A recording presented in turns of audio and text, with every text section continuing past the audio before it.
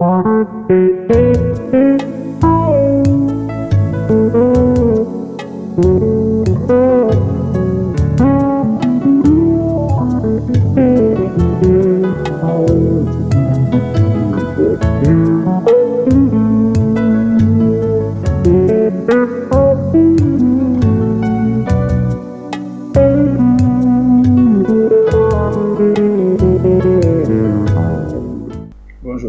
Bonjour.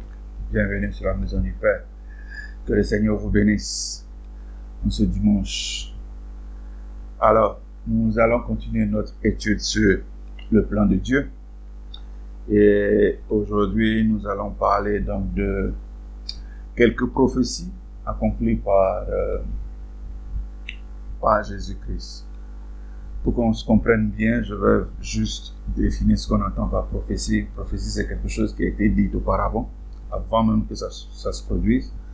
Et puis, voilà, c'est ce qu'on va étudier aujourd'hui. Dieu nous a donné des prophéties dans la Bible. La Bible, elle est remplie de prophéties. Et certaines de ces prophéties, ou la plupart de ces prophéties, sont en fait des prophéties qui concernent Jésus-Christ, car lui seul en fait pouvait accomplir ces prophéties-là. Celles que nous allons étudier aujourd'hui, ces prophéties que nous allons étudier aujourd'hui font partie de celles-là même que Dieu a données concernant sa première venue, la première venue de Christ sur terre. Ok? Ensuite, on sait qu'il y a eu sa mort et sa résurrection. Donc, ces prophéties sont en général données dans l'Ancien Testament, okay, et leur accomplissement se trouve dans le Nouveau Testament. Donc, nous allons essayer de faire une sorte d'étude parallèle entre l'Ancien et le Nouveau Testament, les prophéties dans l'Ancien Testament et leur accomplissement dans le Nouveau Testament. Il est populairement dit qu'il y a un peu plus de 300 prophéties dans la Bible, avec souvent les caractères cycliques de prophéties. Cycliques, ça veut dire ça revient, ça se répète encore et encore. On se retrouve avec un peu moins de 100 prophéties. Mais à la vérité, il y a beaucoup plus que toutes ces estimations. Nous parlons juste des prophéties de la première venue de Christ. Et quand on dit qu'il a accompli toutes ces prophéties, on comprend, il faut comprendre que Jésus, lui seul, ne pouvait que le faire. Quand on prend même sa naissance à travers une vierge, il n'y a que lui seul qui l'a réalisé, il n'y a que lui seul qui pouvait le faire. Jusqu'à présent, il n'y a personne qui est né d'une autre vierge. Donc, même quand on prend juste ça, on comprend le caractère assez symbolique, assez individuel de comment est-ce que Jésus a accompli ces prophéties. La première prophétie de Jésus inscrite dans la Bible est celle de la descendance de la femme, qui broyera la tête du serpent. Habituellement, la descendance vient de l'homme. Mais dans le cas de Christ, la descendance est venue d'une femme, c'est-à-dire la Vierge Marie, comme Charles a dit. Dans Genèse chapitre 3, verset 15, c'est écrit « Je susciterai de l'hostilité entre toi et la femme, entre ta descendance et sa descendance. Celle-ci t'écrasera la tête et tu lui mordras le talon. » Biologiquement, on comprend que cela est impossible, qu'une femme ait une descendance. Mais avec Christ, cela a été rendu possible. L'accomplissement de cette prophétie dans le Nouveau Testament est dans Galates chapitre 4, verset 4. Mais lorsque le moment fixé par Dieu est arrivé, il a envoyé son Fils, né d'une femme et placé par sa naissance sous le régime de la loi. Christ, quand on lit un peu plus dans ce chapitre, a détruit le travail du démon. La deuxième prophétie est que le Christ serait un descendant d'Abraham. Rappelez-vous, Dieu abandonna l'humanité et choisit Abraham, à qui il promit une tribu. Abraham eut pour enfant Isaac, qui lui eut Jacob. Jacob eut 12 enfants, et surtout de la tribu de Juda. En suivant cette lignée, on a le roi David, de qui Jésus est un descendant. Donc, de tout cela, on voit que Jésus répond à tous ces critères. Si on lit dans Apocalypse chapitre 5, verset 5, c'est écrit, « Alors, l'un des représentants du peuple de Dieu me dit, « Ne pleure pas, voici, il a remporté la victoire, le lion de la tribu du Juda, le rejeton de la racine de David, pour ouvrir le livre et ses 7 sceaux. » Ceci était pendant l'ouverture des sceaux. Dieu donna la prophétie comme quoi le Christ devrait être oint et éternel. Il serait oint par l'Esprit de Dieu. Alors, dans l'Ancien Testament, si tu es appelé par Dieu, Dieu lui-même va te donner son Esprit Saint.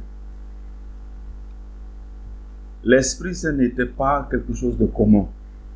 Il était seulement donné à qui Dieu appelait pour servir. Mais maintenant, dans la Nouvelle Alliance, dans le Nouveau Testament, il nous faut juste demander. Et si nous sommes des enfants de Christ et obéissons au commandement de Christ, cet Esprit Saint-là nous est donné. Ceci est aussi une prophétie dans l'Ancien Testament. L'Esprit de Dieu se répandra sur toute l'humanité. Il a été dit que Christ naîtrait à Bethléem, de même que sa naissance d'une vierge et aussi sa fuite en Égypte. Tout ceci a été prophétisé. Avant le début de son ministère, on se rappelle qu'il y a eu quelqu'un envoyé en premier pour préparer le terrain. Ce quelqu'un n'est personne d'autre que Jean-Baptiste. Et cela a été aussi prophétisé. De toutes ces prophéties encore, on voit une fois que tout a été accompli par Jésus. Les disciples de Jésus n'avaient en leur temps que l'Ancien Testament, car le Nouveau Testament n'avait pas été écrit, et comme on le sait, le Nouveau Testament n'a été écrit que pour relater les faits des disciples après l'ascendance de Jésus. Ceci envoie donc une grande vérité à tous ceux et toutes celles qui pensent que l'Ancien Testament est devenu caduc et que nous n'en avons plus besoin. Et il nous faut donc savoir que il nous faut donc savoir ce que Dieu a fait dans le passé et pourquoi Jésus a fait ce qu'il a fait. Continuons avec les prophéties. Il est dit qu'il serait un prophète. Il est prophétisé qu'il aurait le nom de Dieu, qu'il lui serait appliqué et aussi restaurer tous ceux avec l'esprit en peine. Il est dit qu'il serait rejeté par ses propres parents, communauté, c'est-à-dire les Juifs. Si on lit dans Ésaïe chapitre 53, verset 3, c'est écrit « Il était méprisé, abandonné des hommes, un homme de douleur, habitué à la souffrance. Oui, il était semblable à ceux devant lesquels on détourne les yeux. Il était méprisé et nous n'avons fait de lui aucun cas. » L'accomplissement de ces prophéties se trouve dans le Nouveau Testament. Lisons en Jean chapitre 1, verset 11. « Il est venu chez lui et les siens ne l'ont pas accueilli. » Tout ceci a été accompli par une seule personne qui est Christ, le Messie. Et tout ceci était prédit auparavant. Il est dit aussi qu'il serait un prêtre selon l'ordre de Melchizedek et selon l'ordre d'Aaron. Son entrée triomphale à Jérusalem aussi avait été prédite. Il fit son entrée sur un âne qui symbolise l'humilité, et quand il reviendra, cette fois, il sera un cheval qui symbolise la royauté, la majesté. Alors, juste pour corriger une petite erreur ici, il est dit qu'il serait un prêtre selon l'ordre de Melchizedek et non selon l'ordre d'Aaron. Parce que il y a deux ordres, l'ordre d'Aaron et l'ordre de Melchizedek. Donc, le nom n'est pas présent dans notre script. Il nous faut corriger cela. Alors, Jésus, on le sait, était adoré par tous, spécialement des enfants. Mais il fut l'amer constat de voir que pas tout le monde croyait en lui. Il a été prophétisé qu'il serait trahi par un de ses proches, juste pour 30 pièces d'argent, et accusé par de faux accusateurs. Il a été prophétisé aussi qu'il serait rendu silencieux par ses détracteurs. Certains lui cracheraient même au visage et le gifleraient. Tout ceci a été prophétisé et on se demande comment le Christ a pu traverser toutes ces étapes. Il vous faut beaucoup de patience et beaucoup de contrôle de soi pour pouvoir faire ce que le Christ a fait. Il a été prophétisé qu'on le détestera sans raison. On comprend bien, on le voit bien, même à ce jour, quand vous parlez de Christ, sans raison apparente, les gens continuent de le détester. 2 Corinthiens 5, 21 nous dit, « Celui qui était innocent de tout péché, Dieu l'a condamné comme un pécheur à notre place, pour que, dans l'union avec Christ, nous recevions la justice que Dieu nous accorde. Il était sans péché, et Dieu l'a condamné à notre place. Jésus donc fut crucifié avec des délinquants à ses côtés. La croix sur laquelle il a été crucifié était destinée à Barabbas, mais il a pris sa place. Il a pris notre place à nous tous. Il est aussi dit qu'on lui percera les mains, les pieds et le côté. Et c'est ce qui s'est passé. Tout ceci fut accompli par Christ. Et on voit bien, on a tout cela inscrit dans la Bible. Dans le psaume 22, le psaume 22, versets 16 à 17, il est écrit: « Ma force est desséchée comme un tesson d'argile.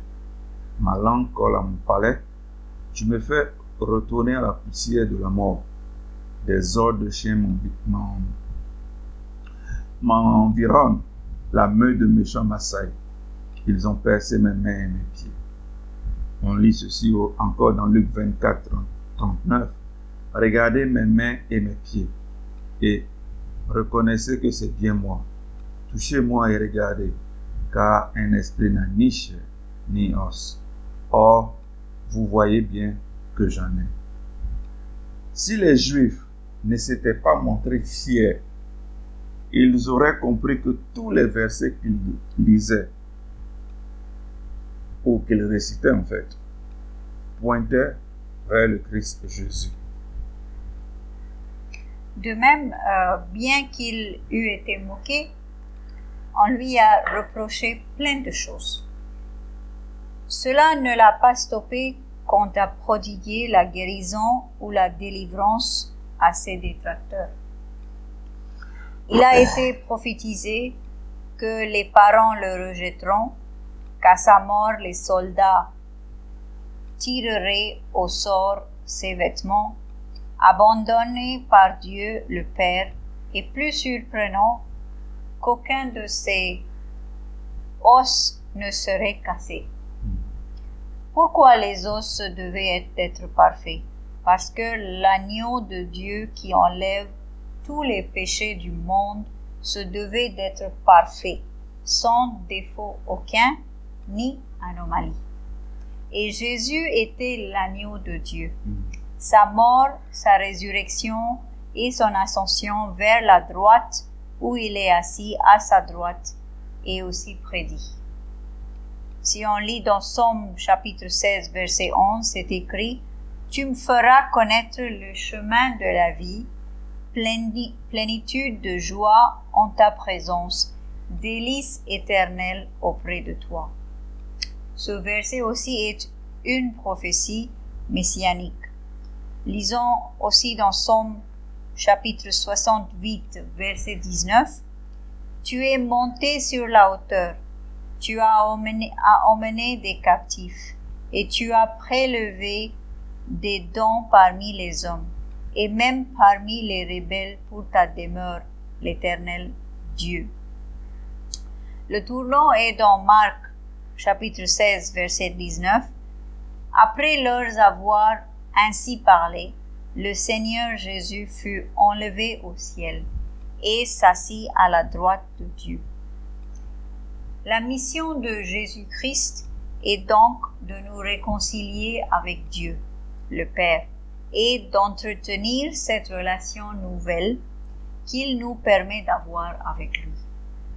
Si on lit dans Jean 17, chapitre 3, c'est écrit « Or, la vie éternelle consiste à te connaître, toi, le Dieu unique et véritable, et celui que tu as envoyé, Jésus-Christ. » Que Dieu vous bénisse. Bon dimanche.